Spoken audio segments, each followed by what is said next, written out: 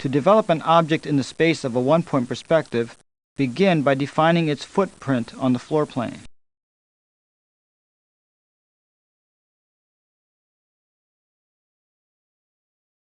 The diagonal point method for constructing a one-point perspective enables us to obtain accurate depth measurements directly within the perspective view.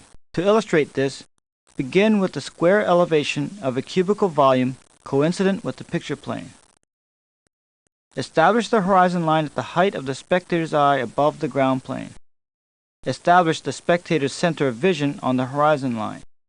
Through the four corners of the square elevation, draw the receding horizontal edges of the cubical volume. These lines are perpendicular to the picture plane and converge at the center of vision.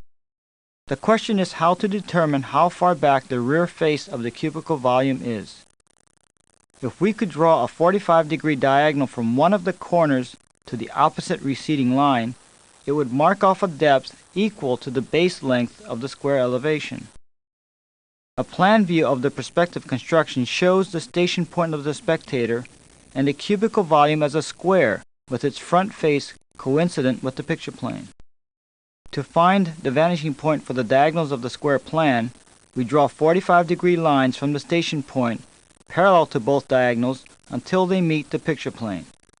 These vanishing points for 45-degree lines are called diagonal points. The distance from the center of vision to each diagonal point is equal to the distance from the station point to the center of vision.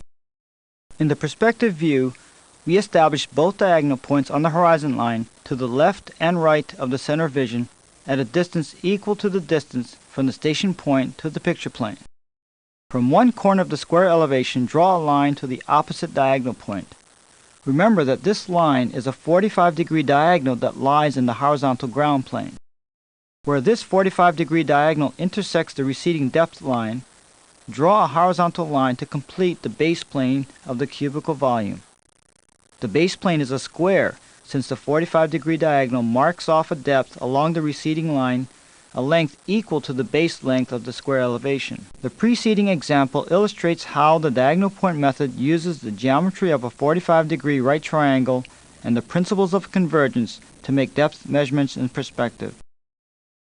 The three-dimensional network of uniformly spaced points and lines enables us to correctly establish the form and dimensions of an interior or exterior space, as well as regulate the position and size of objects within the space.